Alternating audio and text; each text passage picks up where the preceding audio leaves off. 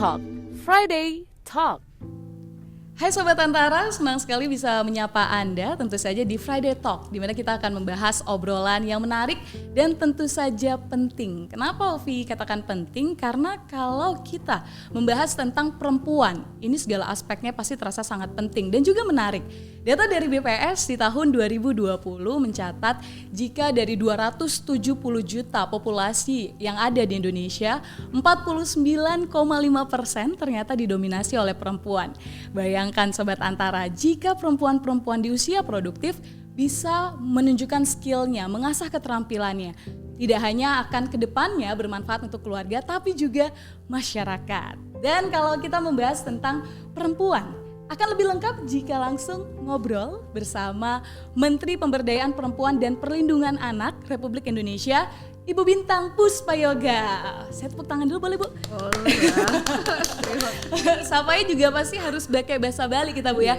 Om Swastiastu. Om Swastiastu. Punapi Gatra Bu Bintang.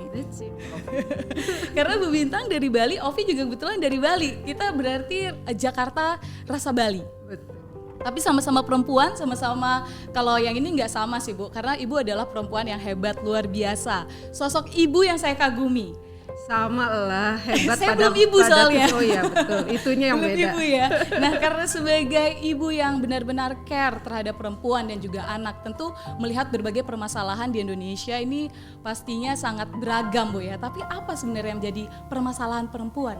Pastinya berhubungan dengan kekerasan. Nah ini angkanya masih tinggi Bu, atau seperti apa?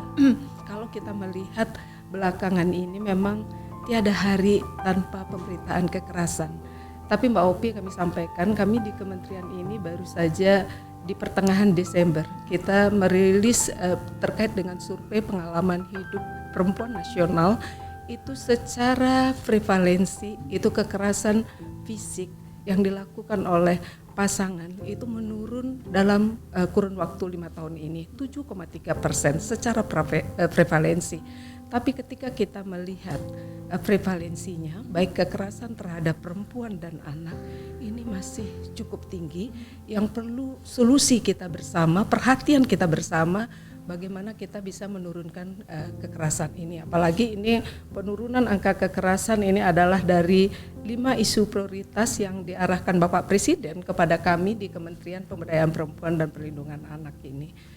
Tapi kami beserta jajaran melihatnya dari sisi positifnya, ya karena secara prevalensi ini adalah menurun. Tapi kalau di kacamata masyarakat luas pasti melihatnya kekerasan ini meningkat karena tiada hari tanpa pemberitaan kekerasan. Di sosial media saja betul, kalau kita betul.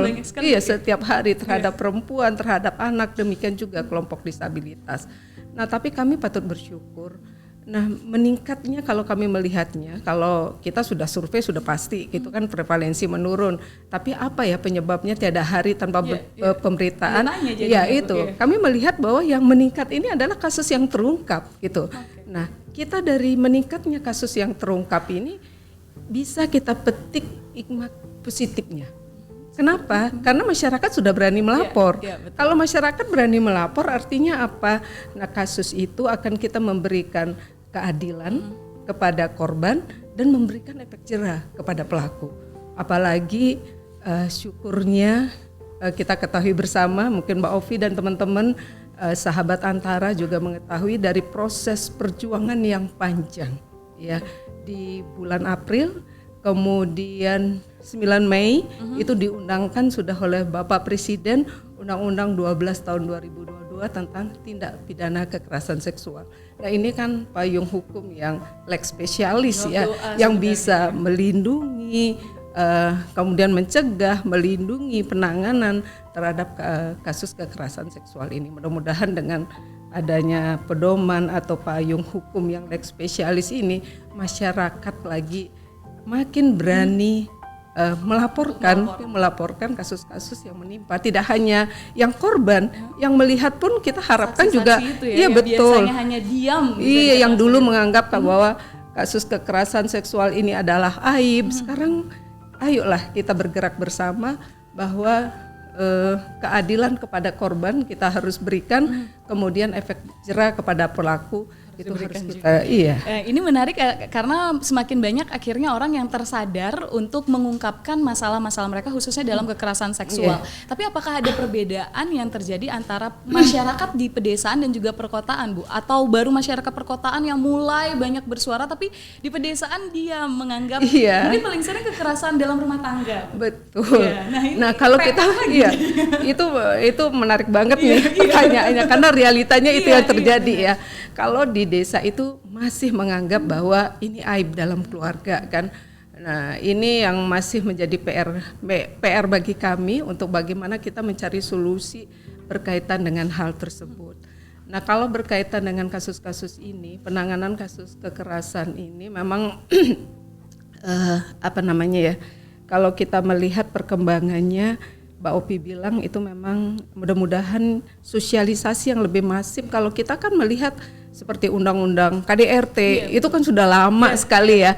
Tapi sekarang ini masih banyak masyarakat belum tahu bahwa mereka dilindungi. Ada payung hukum yang melindungi ketika mereka mengalami kekerasan dalam rumah tangga. Nah, dan satu hal yang menarik kami sampaikan kepada sahabat Antara juga, kami kementerian ini kan tidak punya kaki tangan di bawah ya. Ini kami bermitra, bersinergi dengan lintas stakeholder yang ada. Salah satunya untuk di daerah pedesaan ini kita kerjasama dengan PT PNM dengan program mekarnya. Nah itu sekarang itu memang itu pendampingan bidang ekonomi ya, bidang usaha kepada perempuan prasejahtera. Kalau di awal kami kerjasama dengan PNM dengan program mekarnya itu ada 4,5 juta perempuan prasejahtera yang didampingi dengan 29.000 AO. Nah sekarang ini sudah di tahun 2021 ini di akhir 2021 dan memasuki pertengahan 2022 ini sudah ada 12 juta perempuan prasejahtera yang didampingi dengan 40.000 AO. 40.000 AO ini para pendamping ini 90%-nya adalah perempuan. 40.000 inilah yang kami latih TOT ya, istilahnya kalau pundak kanannya itu adalah mendampingi bidang usaha, pundak kirinya sosialisasi tentang apa itu gender, pemenuhan hak anak, perlindungan anak, salah satunya sosialisasi daripada KDRT itu, undang-undang KDRT itu.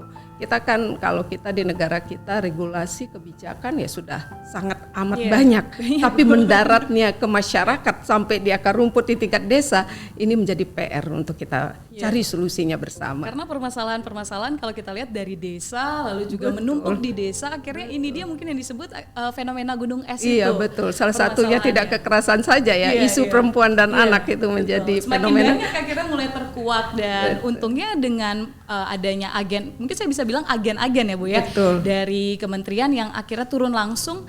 Bagaimana respon masyarakat Bu? Apakah dengan adanya pendamping seperti itu berani bersuara atau seperti apa? Apakah ada penolakan jangan-jangan? Saya semakin malu ini gitu Bu ya. Iya betul, makanya kita di kementerian ini strategi yang kita kembangkan sekarang itu ada namanya Desa Ramah Perempuan dan Peduli Anak ya.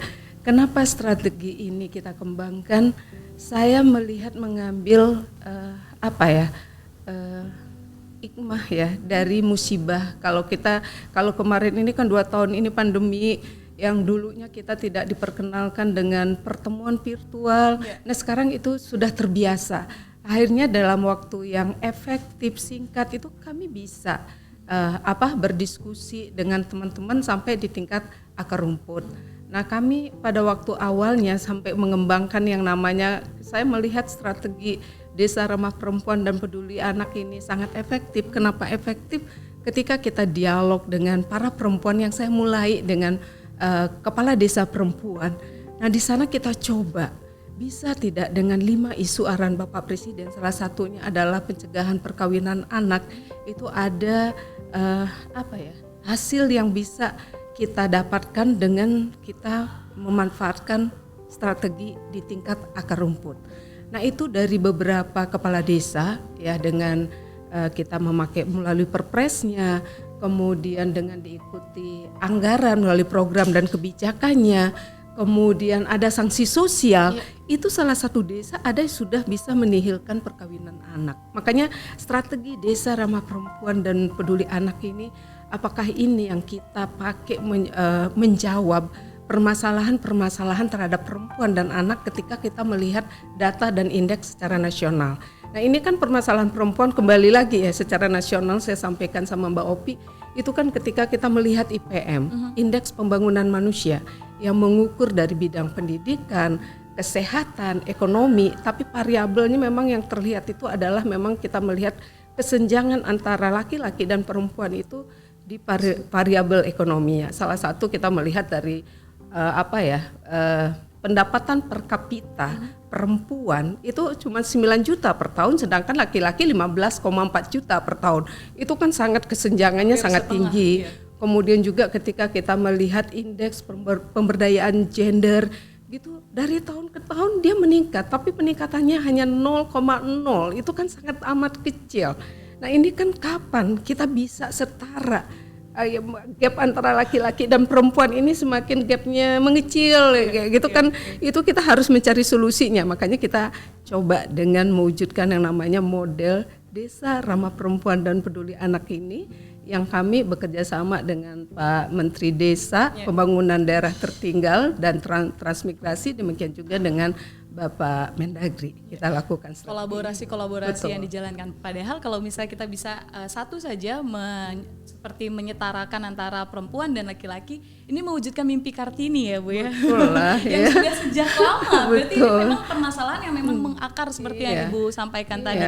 Nah ini sebenarnya Undang-Undang Dasar sudah mengamanatkan juga kan antara laki dan perempuan itu harus setara gitu. Apa daya di lapangan kita tidak bisa menemukan hal-hal seperti itu, masih menjadi PR mungkin bisa dibilang. Ya karena budaya patriarki. Nah inilah pendekatan yang kita lakukan tidak hanya dari pemerintah, baik pemerintah pusat saja, bagaimana komitmen pemerintah daerah, gubernur, bupati, tokoh agama, tokoh adat, tokoh masyarakat, ini akan menjadi penting ya untuk kita mengikis budaya-budaya yang tidak relevan di era kekinian. Karena kita tahu budaya itu kan tidak statis, budaya itu dinamis yang bisa bergerak dengan perkembangan zaman.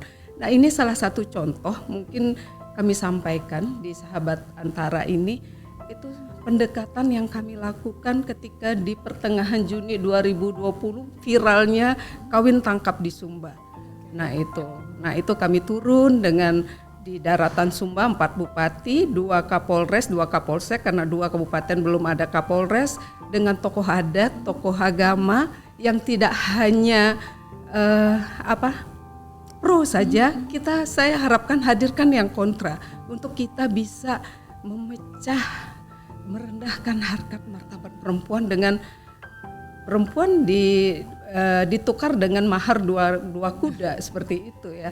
Tapi itu luar biasa hasilnya sampai sekarang. Nah, ini menarik karena Indonesia sebenarnya kan beragam Bu ya. Sangat itu baru beragam. satu contoh Satu yang contoh. Ibu tunjukkan. Kemarin yang viral juga kan.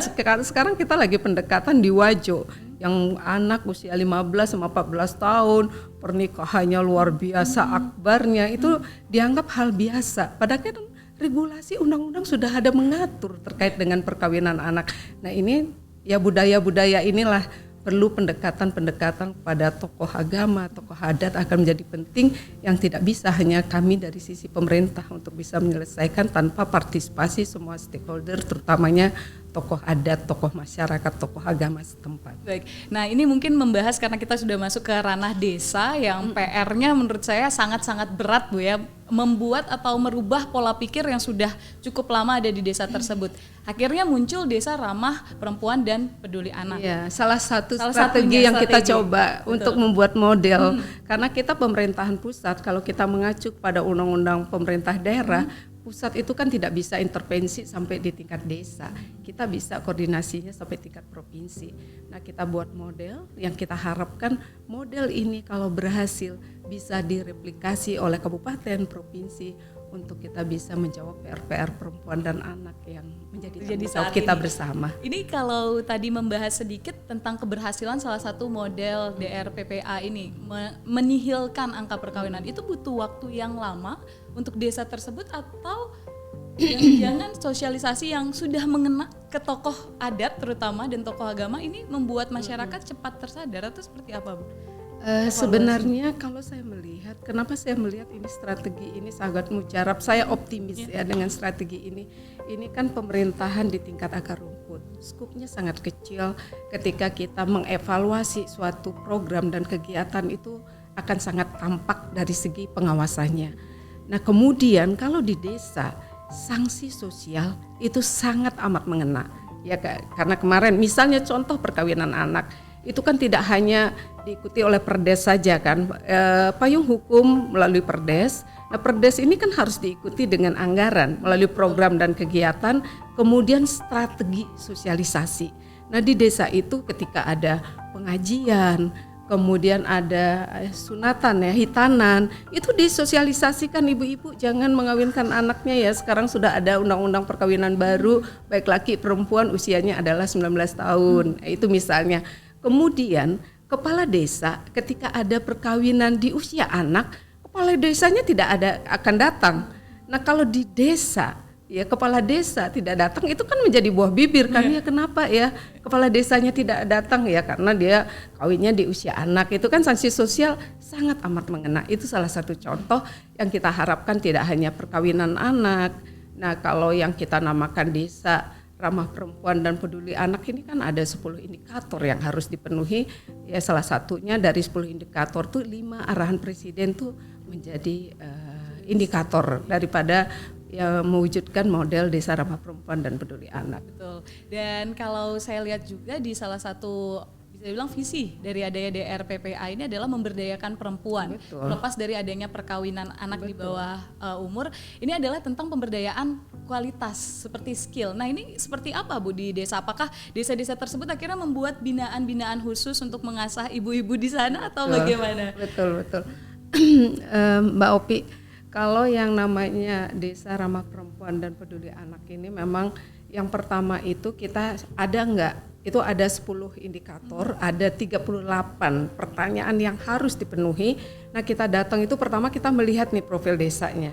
Profil desanya sejauh mana nih profil desa tentang perempuan dan anak ya. Sudahkah ada data terpilah antara perempuan dan anak, itu akan menjadi penting. Karena kenapa penting data terpilah itu intervensi kita supaya tepat. Nah kemudian kalau untuk pemberdayaan perempuannya itu salah satu indikator. Kami melihat dari 5 isu arahan Bapak Presiden kepada kami kementerian ini kan ada pemberdayaan perempuan di bidang kewirausahaan yang berperspektif gender, itu masuk nanti di tingkat desa. Kemudian peran ibu dan keluarga dalam pengasuhan, penurunan angka kekerasan terhadap perempuan dan anak, penurunan pekerja anak dan pencegahan perkawinan anak, selain partisipasi perempuan dan anak di desa tersebut. Nah dari 5 isu ini, pemberdayaan perempuan adalah merupakan hulu penyelesaian isu-isu ininya. Kalau perempuan sudah berdaya secara ekonomi, pengasuhan pasti akan baik, kekerasan pasti tidak akan terjadi, pekerja anak karena kemiskinan, perkawinan anak juga faktor kemiskinan. Makanya ini akan menjadi penting.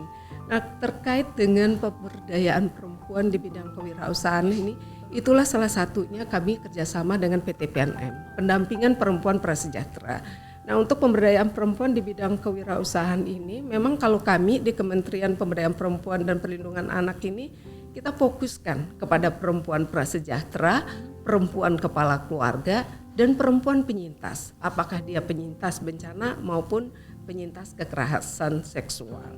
Tapi kalau di tingkat desa, nah ini yang menjadi concern kami ini adalah perempuan-perempuan kepala keluarga yang tidak punya suami, dia menjadi tulang punggung daripada keluarga.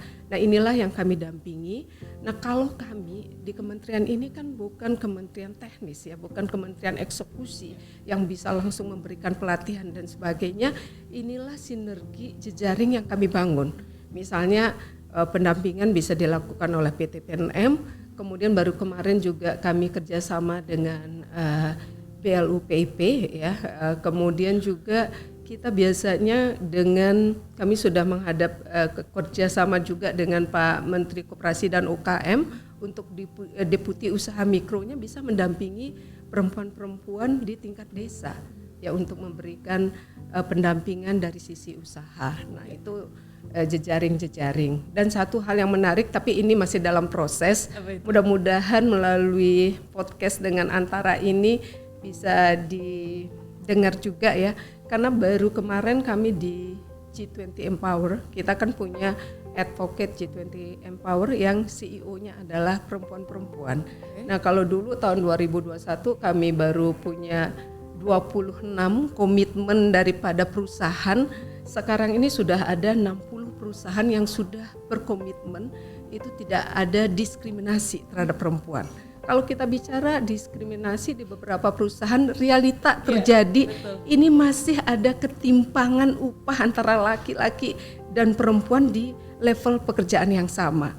Kemudian kesempatan untuk perempuan menjadi pemimpin, apalagi ketua divisi dan sebagainya di perusahaan itu, ini 60 perusahaan sudah komitmen untuk tidak diskriminasi terhadap perempuan. Nah dari 60 perusahaan ini memang sekarang ini kami lagi petakan perusahaan ini ada di mana ya yang nantinya bisa menjadi bapak ibu angkat untuk Desa Ramah Perempuan dan Peduli Anak ini. Semakin banyak kita ajak bersinergi, harapan kita semakin cepat kita bisa menghasilkan namanya model yang nantinya bisa direplikasi.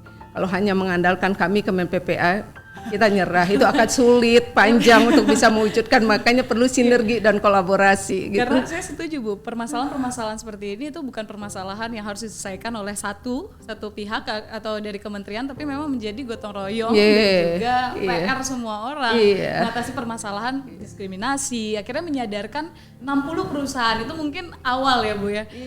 Dan nanti kedepannya mungkin akan ada perusahaan-perusahaan lainnya. Nah, itu tidak diskriminasi aja ya. Mudah-mudahan mau juga membantu menjadi bapak ibu angkat daripada Desa Ramah Perempuan. Mudah-mudahan didengar ya melalui podcast ini ya, disupport. Tapi kalau membahas tentang Desa Ramah Perempuan dan Peduli Anak, ini ternyata memang sudah ada lebih dari 140 yang tersebar di seluruh Indonesia, tersebar di sekitar 33 provinsi ya Bu di Indonesia sendiri.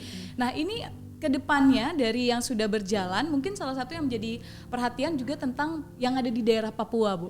Ini kalau saya cek dari Instagram Bu ya, Instagramnya kementerian, banyak teman-teman Papua yang Ibu tolong dengarkan kami. Saya lihat sampai update terakhir, mungkin update-nya apa, Selamat Hari Musik, ada yang komen. Ini sebenarnya kondisi seperti apa Bu? Kalau kita bicara Desa Ramah Perempuan Peduli Anak ini, sebenarnya kita sudah memang kembangkan dari tahun 2021 ya. Dari 2021 ini ada di 5 provinsi dan 10 desa. Nah di 5 provinsi ini salah satunya adalah di Papua Barat yang kita kembangkan gitu kan. Nah kemudian baru di tahun 2022 ini kita kembangkan di 33 provinsi selain DKI. Nah 33 provinsi, kemudian masing-masing provinsi 2 kabupaten ya. 2 kabupaten, di masing-masing kabupaten 2 desa. Ya jadinya 33 kali 2 kali 2 lagi ya. Jadi total sekarang sudah ada model yang kita kembangkan 142 desa. Nah, untuk penunjukan tempat ini juga kami sampaikan dengan teman-teman kami di kementerian ini sekali mendayung beberapa pulau terlampaui. Artinya apa? Ayo pilih dulu nih, petakan dulu bupati wali kotanya perempuan. Kalau tidak ya ada wakil atau wakil bupati atau wakil wali kotanya perempuan. Kalau misalnya di desa itu tersebut bupati dan wali kotanya atau wakilnya tidak perempuan, kepala desanya harus perempuan. Berarti stakeholder atau pemimpinnya harus ada perempuan. Bukan diskriminasi terhadap laki-laki ya. Ini kan tusi kami di kementerian ini sejauh mana sih keberhasilan ketika perempuan menjadi pemimpin gitu maksudnya. Kita tahu perempuan ini bisa maju tidak terlepas dukungan daripada laki-laki, apakah laki-laki sebagai saudara, apakah laki-laki sebagai suami ataukah laki-laki sebagai ayah. Makanya kita perempuan bisa maju tidak terlepas daripada dukungan laki-laki. Maka laki-laki dan perempuan harus berjalan bersama-sama, saling support satu sama lainnya. Itu 142. Nah, kalau untuk di Papua ini kita ada di Kampung Masinam ya dan Kampung Waramui itu sudah kita kembangkan. Yang rencananya juga sebenarnya kemarin di Manokwari itu kita ada W20. Saya sudah terbang ke sana dan sudah jadwal ke sana. tapi manusia hanya bisa berencana ya, akhirnya Keadaan dapat bagian.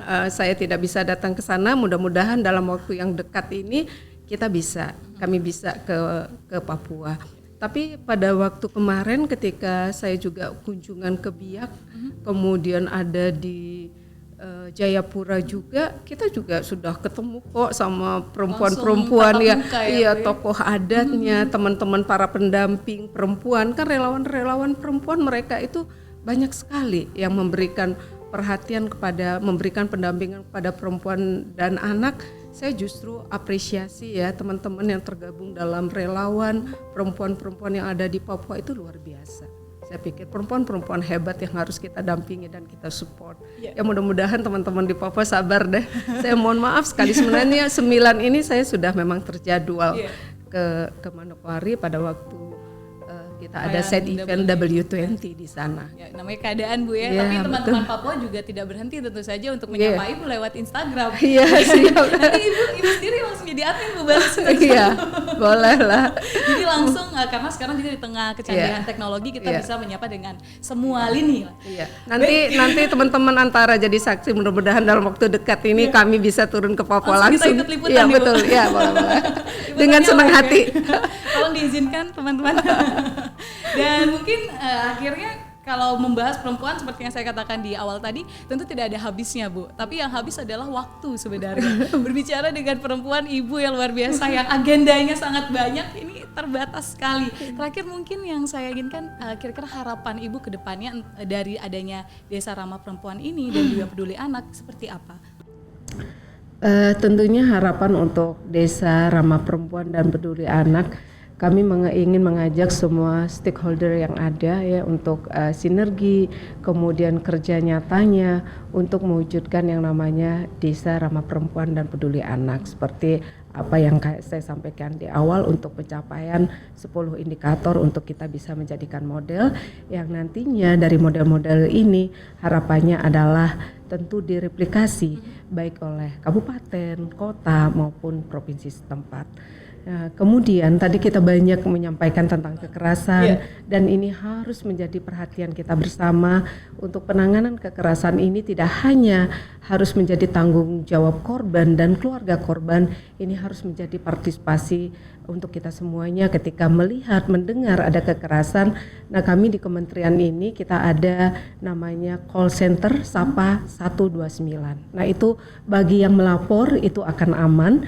Demikian juga bisa melalui WhatsApp 081111129129. Nah, untuk itu mari kita bergerak bersama, kemudian memberikan partisipasi yang sama, khususnya dalam penanganan kekerasan yang merupakan salah satu isu juga yang harus kami tuntaskan di kementerian ini. Semua isu itu tentu kami tidak bisa sendiri, ini perlu sinergi kolaborasi kita bersama, dukungan semua stakeholder yang ada, terutama seluruh masyarakat Indonesia. Dan terima kasih Ibu, itu luar biasa. Kalau saya mungkin bisa mengambil kutipan sedikit dari Ibu, sesama perempuan nih khususnya kita harus SIM Bu ya, support, inspirasi dan mendukung. Betul. Jadi bagaimana kita bisa berkolaborasi dan tentu saja permasalahan perempuan ini merupakan masalah kita semua.